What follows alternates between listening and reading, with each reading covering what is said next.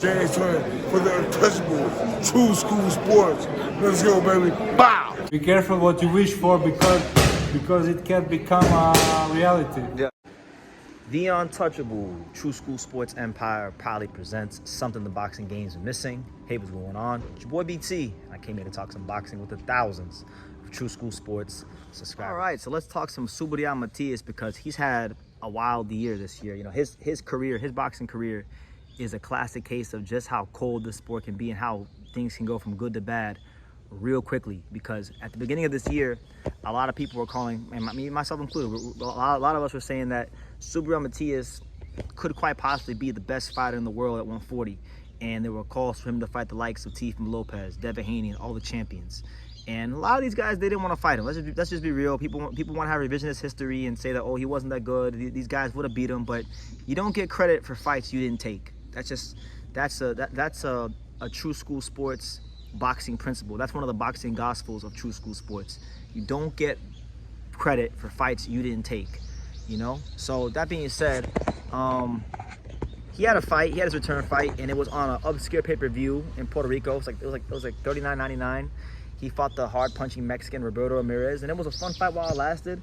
Subriel Matias stopped Roberto Ramirez in 2 rounds and showed a lot of that, you know, heavy-handed volume punching power that a lot of us boxing fans fell in love with in the first place. You know, it was great to see him get a knockout. It was great to see Subriel Matias get back in the win column and get back to winning ways, because I think this division is a lot better with him than without him. So good to see. As far as what could be next for him or who he winds up fighting next, I think to me there's really and truthfully 2 options. There's 2 fights I want to see for Matias, and I think they both make sense for multiple reasons. The first fight I like to see from Matias, because now he got back in the win column. He got his feet wet again. He's good. He's good now. He's back in the win column on a winning streak now, or just back to winning ways. I think the next fight for him that makes a lot of sense would be him versus Prograis. This was a fight that was talked about. This is a fight that was not too long ago. It could have been a unification fight, and obviously both these guys have lost. And you know, I think now, if this fight were to get made now, a lot of people will pick Subriel Matias, but I still think there's some people out there that will pick Prograis, and they have history. They've went back and forth, and I just think it would be a really entertaining fight. Prograis, his legs aren't what they used to be, but he's still very explosive and he can punch. Matias doesn't move around a lot, so it's not like Prograis will have to move around too much like he did with Catterall. They'll be right there, and you'll get a lot of explosive exchanges. And I think the build-up would be exciting. I think it would just be a great fight for the 140 division, right? And the winner of that fight, their career would stay alive, and then they could maybe fight for the title next, or, you know, probably fight for the title next. Or, you know, because both of them are 2 of the biggest names in the division. They've both been champion. Regis has been champion twice. Matias been champion, defended it. So that being said, it makes a lot of sense. The other fight, which I think makes a lot of sense for Matias, would be him versus the winner of the upcoming fight on the 16th between Jose Ramirez and Arnold Barbosa Jr. Now, you know, Ramirez has been the unified champion before, even challenged for undisputed when he fought Josh Taylor and lost.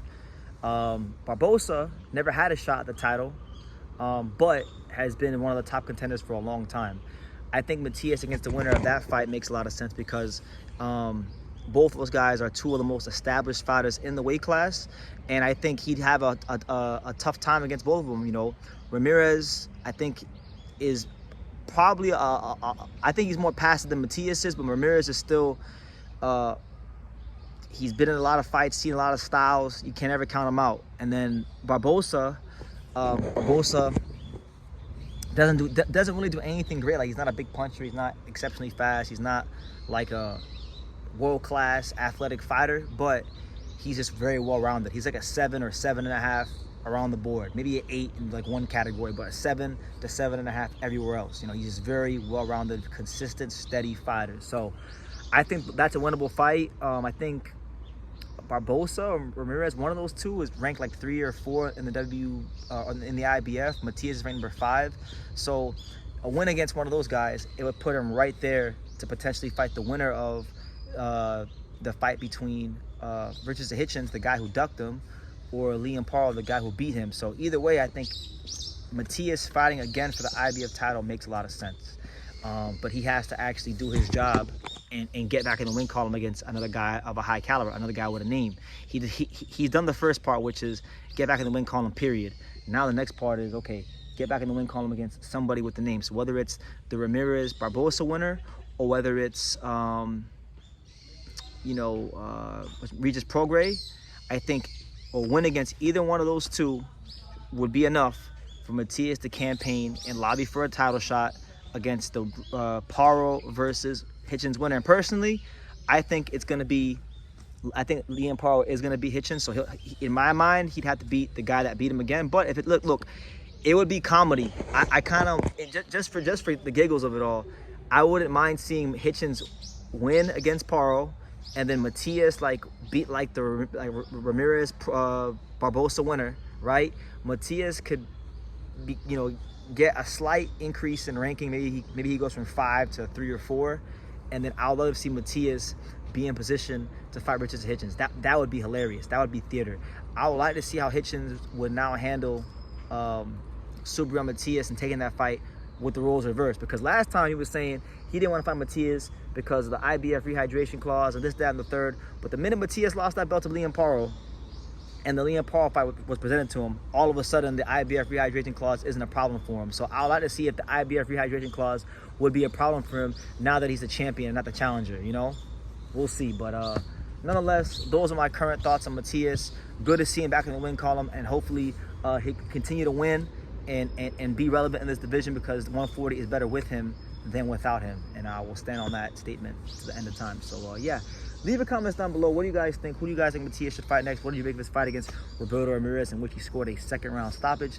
Leave your comments down below. Make sure you guys take the time to subscribe. And like I say in every single one of these videos, you can love me or you can hate me, but I'm just a kid from Daniel. So until next time, thank you for watching another video on the untouchable True School Sports Empire. I'm at the Boxing Hall of Fame out here in Canastota, New York. And for more great boxing content just like this video, make sure you click and subscribe right over here.